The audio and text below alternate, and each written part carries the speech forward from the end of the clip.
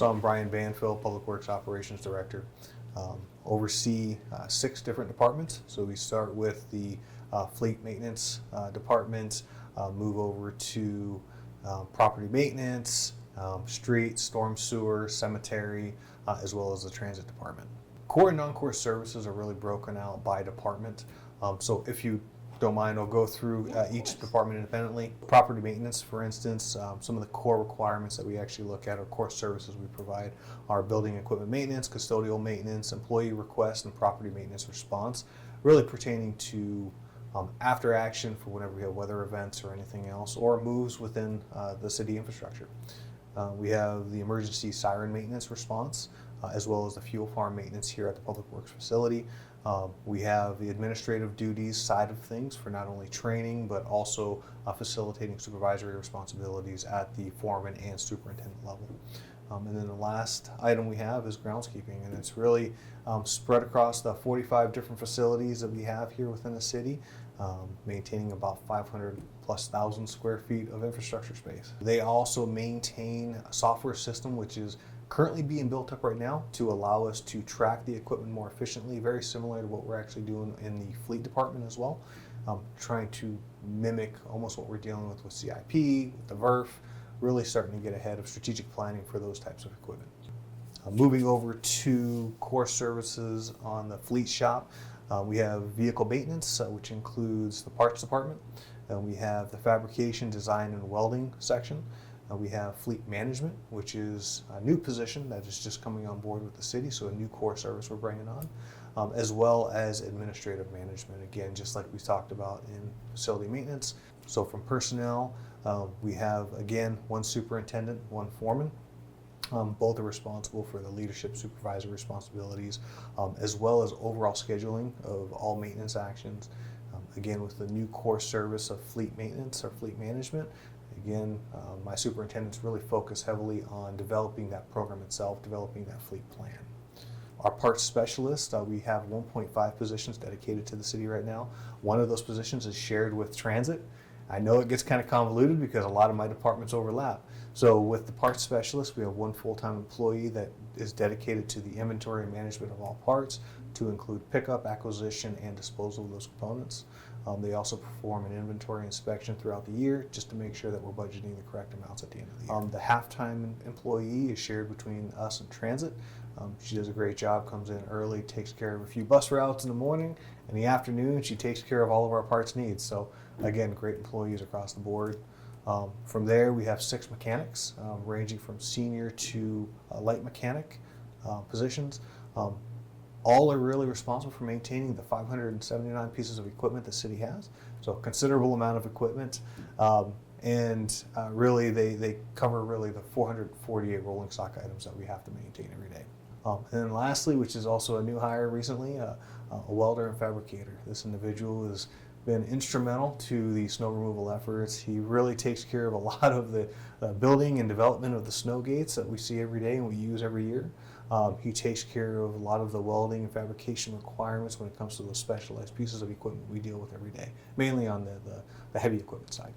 First step is starting with a 6S method, okay? So we're going through CPI methodologies, continuous process improvement, to identify what the floor plan is going to be. So we've started doing some minor maintenance within the Bay areas and restructuring of how we actually set up our floors. Now we have a light mechanic section, which is right next to our previous light mechanic who's recently promoted. So now we have a train-to-trainer type situation, kind of a mentor situation happening. From there, we move on to the next Bay areas, which actually cover our regular mechanics, moving on into our senior mechanics, with our one most senior mechanic basically being in a centralized position with our foreman so they can offer the most support to the rest of our staff. We're also looking at identifying preventative maintenance requirements beyond what we've already been doing. So preventative maintenance in this case is ways to go ahead and take the vehicles and extend their life expectancy. Many of the vehicles right now, as we heard with the VERF, are approaching anywhere between 12 to 25 years of life. I think our average fleet right now is about 12 years old, with some of our departments, transit being one of them, approaching 20 years, which is well beyond the national standards, at least what's been pushed out there and nationally accredited. So again, we're looking at that. We're trying to find out the best way to get after those with the fleet management plan, and also what we're recommending to council this year. It's going to allow us to start rejuvenating our fleet to hopefully get some of the maintenance problems drawn down, so we're not having so much cost associated with sustaining the vehicles, but also allow us to get after a more holistic preventative maintenance plan to ensure that we can still continue to extend the life cycle of these vehicles. So moving on over to our next department, which would be transit. Again, there's been a lot of talk lately, but some of the big areas that we really focus in on for core services are going to be public transportation. This really includes the paratransit side. So then we also have another core service for paratransit certification, as well as program management, which is part of our new hire, our mobility manager position. From there, we have the vehicle and facility maintenance, and this does include snow removal over at the transit center itself and maintenance of those planter boxes, which are outside of transit facility. We also have emergency management support. Our team just participated in the airport TTX, or tabletop exercise, recently, and this is standard practice for them. They have large capacity vehicles. They have the capability to do so, so they offer up support for both our fire and PD folks as well. Right now we have roughly 2.5 administrators within it. So we have our superintendent, one single foreman who oversees both bus driver duties, maintenance duties, facility maintenance duties. I mean, he's kind of a jack of all trades. And then the last one is our part-time bus driver and part-time administrative specialist. It's a new hired position. Our mobility manager, which was promoted into that position, was originally our administrative specialist. So luckily we have an internal staff that can continue to train each other and build in that continuity and help each other out. Mobility manager position, again, as I mentioned, really responsible across the board for all things paratransit, from collaborating with entities throughout the city to make sure that we're building those relationships, making sure that we have proper training out there and everybody understands the responsibilities as we go through the certification process, but also ways to work with the new process, because again, they are some strict standards that federal requirements are pushing on us. But again, they're necessary. We want to make sure we give everybody equal opportunity across the board for those ADA compliant requirements. Bus drivers, we do have 6 bus drivers right now. They run 8 separate routes across the board, with 6 additional routes that actually get run during peak seasons. So as you can imagine, it's pretty busy for them. I think in a standard year, to include our peak time, they're responsible for about 24,000 hours of drive time, which really does not put a lot of slack in their time for what we need to take care of. So unlike other departments, we do build in some part-time drivers to help with PTO, sick days, stuff like that, to make sure we give quality of life to the employees as well. Part-time bus drivers, again, we do have 2 part-time bus drivers that's all their duties are. They're dedicated to that extra work. But then we also have an additional part-time bus driver at the halftime, as I mentioned, shared with our fleet department. We do have one mechanic that's fully dedicated to all maintenance work that needs to be done. Last year, he contributed to almost 1,200 hours of maintenance time put on all of our fleet items, which really is keeping this aged fleet on the road, continue to do what we need to do. So from there, we'll move on from transit department over to the street department, which is one of my larger departments. So street department, we're responsible for the snow and ice control, as you can imagine, streets, sidewalks, and alleyway maintenance. We have street cleanliness to include sweeping crews. We have vehicle maintenance, seasonal inspections. We have grass, forestry services, and ordinance enforcement and adherence, again tying back to the grass complaints that we actually receive every year. We have a mosquito vector program that we're also responsible for the city. Additionally, we have the customer support side of it. People often forget that we deal with both internal and external customers, which do considerably take up a lot of time. One of my staff, our front office section, or an admin specialist, she does a great job at facilitating a lot of these calls and really acting as a dispatch for our streets crew. Beyond that, we do carry considerable administrative functions, and we'll go into what those might look like with our administration staff here in a second. So for the position side of it, we do have 3 administration staff. Kevin Broughton, in this case, actually has a unique position. He's our superintendent of both our street department, but also the superintendent overseeing our storm sewer department, which is the last department we'll talk about. With that, though, under the street department side, he does have 2 foremen with 1 additional promoted foreman every summer to cover the mowing crews. Okay. From there, we have right now on staff 14 total heavy equipment operators responsible for mowing, sweeping, patching, snow removal. They respond to service requests, again, kind of tying it back to that dispatcher. They work with our forestry department to make sure we're keeping these streets clear. We work with our sanitation department during citywide cleanup. Again, this crew pretty much does it all. Beyond that, they also oversee and assist with a lot of the flood control efforts. Pump house maintenance. There are 12 pump houses throughout the city. They do assist as needed with our storm sewer crew in case they need additional plus-up support for whatever activities are going on. We have 2 medium equipment, actually circle back around. Of the 14 heavy equipment operators, right now we do have 2 vacant positions. So again, those are something we're looking to get filled as soon as possible. But we want to make sure that we're also creating an avenue for our medium and light equipment operators to start stepping up into those increased responsibility roles. We are looking at a potential restructure for our heavy equipment operators. Right now, each of our foremen are responsible for anywhere between 11 to 14 personnel, depending on if we're fully staffed or not. What I'd like to do is draw that down a little bit, maybe give them more direct visibility of specific personnel. So we are working to incorporate a operator lead position, which will assist with not only the training of the medium and light equipment operators, but also allow supervisory responsibility for that next first line supervisors to get prepared for maybe their increased roles and responsibilities in the future. Hopefully they train them up to become another foreman. So our medium equipment operators, again, we have 2 of those. They do a great job. Again, just like our heavy equipment operators, they're really jacks of all trade. They can get after all the heavy equipment, minus a few of the more difficult ones that, again, it's the reason why we designate them as mediums. We want to give them an opportunity to grow and learn in that capacity. Light equipment operators, again, we have 7 of them with 2 vacancies right now. We are looking to go ahead and fill those as soon as possible, again, with the increased requirements over the summertime, and then as we transition into the winter or seasonal operations, we want to make sure that they're fully staffed. And then we have our part-time summer help. This is really where I think every summer we couldn't do what we do with the 400, I think pretty close to 500 acres of land we have to mow. And again, that's just city property. That's not including all of the abatements and everything else they have to do. So they get out there, they take care of the job. They finally got caught up this year. It took them a little bit, but again, the weather is kind of a driving force behind being able to get after it. Otherwise, though, the team's doing a great job. Again, this is another opportunity where we share personnel. Between the property maintenance side and our street department, we actually share 1 personnel. He does a great job at not only groundskeeping, but he also does a great job helping out as an experienced member on the mowing crew. So moving on to storm sewer.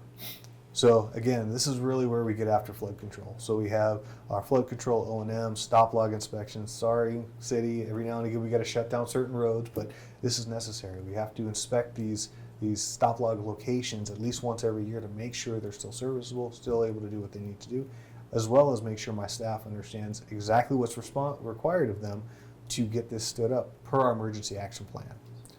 We also have outfall inspections. We just did a rough count right now across the river sections, and we have about 151 separate outfalls that we need to go ahead and inspect on a yearly basis. And this also includes CCTV inspections where we send out a camera through the pipes, which 100% inspection needs to be done every 5 years. Lastly, we also have our dead loop maintenance. Again, every year it's stagnant water. When we get some additional water that's coming into the city, we go ahead and flush that out with the new water and just kind of make sure it's a little bit cleaned up over time. We have stormwater maintenance side of it, which includes drainages, cleanouts, and CCTV inspections. We have pump house maintenance. As I mentioned, we do have 12 pump houses right now throughout the city. This also includes the grounds maintenance associated with those. This also includes after hours calls that we get quite often, making sure that the control systems are doing what they need to do. Snow removal. Again, we couldn't do snow removal program without them as well. They cover the close to 30 miles of sidewalk we have throughout the city. We have alleyways, dead ends, cul-de-sacs, about 129 of them last I counted, and catch basins for the steamer requirements whenever they get clogged up with snow and ice. The team does a great job when it comes to the snow removal side of it. And then on top of that, if they're not working on snow removal during this time, they're helping out our streets department take care of the bigger areas. So it's definitely a huge help. Mr. Kevin Broughton does a great job, but I can't say enough, speak enough for our foreman as well. He is a superintendent just waiting to happen, really. He oversees his crew very well. He trains his team, not only on the supervisory aspects, he helps develop his team very well. He is working towards training them on all aspects of flood control, to include myself as well. Being that I'm a newer operations director coming into the flood control process, he's done a great job taking me under his wing as well and working with me to help me out. Beyond that, we have 3 heavy equipment operators, very much similar to what we do on the street department side. Only thing different is they focus in on the heavy equipment associated with pump house maintenance, making sure that the infrastructure is running as it's supposed to. We do have 4 light equipment operators within the storm sewer department. Again, they just kind of assist the heavy equipment operators, and those are our future heavy equipment operators in training is what we'd like to go ahead and call them. Beyond that, though, this department really branches out. So we don't count them as our employees because, again, they don't really count towards our budgets, but other department support. We wouldn't be able to do what we do without our senior project manager. She does a great job assisting us with some of the big projects. Perkett Ditch Unit 1's coming up here pretty soon. She's helped us with the planning phase, getting that where it needs to be. We're going to be looking at a couple different areas as well to continue on with the storm sewer updates. We have some other support with project engineering and code enforcement. Again, whenever we run into an issue with sump pumps being drained into improper areas, individuals dumping things into catch basins that aren't supposed to be, or even people dumping snow where they're not supposed to be dumped, we want to make sure that we have individuals there to help us out. Just not only enforce it, but educate. That's the biggest thing. And last but not least, Rose Hill Cemetery. Okay, so Rose Hill really just kind of focuses in on the burial and the columbaria support issues and services. Not issues, but services. They deal with their own equipment maintenance for the most part. If it's anything more extensive, they do rely on our fleet services to go and assist. They deal with their own groundskeeping and building maintenance. They kind of work in concert with, again, our property maintenance team, but for the most part, they handle all of their own items. And then the last piece of it is the administrative duties piece. Some of the non-core services that they work are special event support. So we have Memorial Day, kind of flag setting. We have various ceremonies, the Wreaths Across America, all great events throughout the city. For personnel, we do have 2 administrators. We recently just changed over our administrative specialist position, and we actually converted it to an operator lead position. I wanted to give an opportunity to individuals over at the cemetery to grow within the city, kind of develop that succession planning situation for them. So now we have a superintendent, we have an operations lead that basically operates out of the office 25% of the time to make sure that we have a succession in place in case down the road we end up having a superintendent retire. So beyond that, they're responsible for, again, leadership, supervisory, personnel management, scheduling of all activities over there, budget management, preparation to include fees and rate models, discussions. We are currently looking at building up our columbarium sections, so we're working on establishing a 5, a 10, and a 20-year plan to ensure that we're going to have enough niches to support community needs in the future. Same thing with plots. Again, we want to make sure that we have available plots for our city to use. I know I have family buried there, and I want to make sure that they're well taken care of while we're here as well. Next, we have 1 medium equipment operator. He's been there for quite a while. Very well versed across the board on all activities when it comes to the cemetery. Again, assists with the burial and columbarium services to include both interments and disinterments as well. We have a light equipment operator, new hire, actually just supported us from another department from the city. Wanted a little bit of a change of pace, which is good. Great employee. He's doing a great job over there, doing some great things. Again, same thing, kind of working the facilities and equipment maintenance side of it, making sure that families are taken care of in the time of need during, probably not the best time for them. And the last one, we do end up getting some summertime help. We have roughly about 65.68 acres of land over at the cemetery. So to be able to take care of that, we have to have enough support to manage it. We only have total support of 4 employees, which is a lot of our office staff. Half of it is office staff. So we want to make sure that we have others out there to go ahead and take care of the needs. So usually in the summertime we hire anywhere between 1 to 3 personnel to assist with groundskeeping. I will say this, much of the cemetery staff really ties to safety. You know, they're out there in the wintertime, they're out there working, and I kind of put an emphasis on safety for the employees, making sure that we always have a 2-person concept at all times. So if you're outside working in adverse conditions, if you're outside working with heavy equipment, I want to make sure that you have a secondary person there to assist you in case something happens. Outside of that, that's really where we stand. I know it's a lot. That was the best use of those slides that I ever could have imagined. That was great.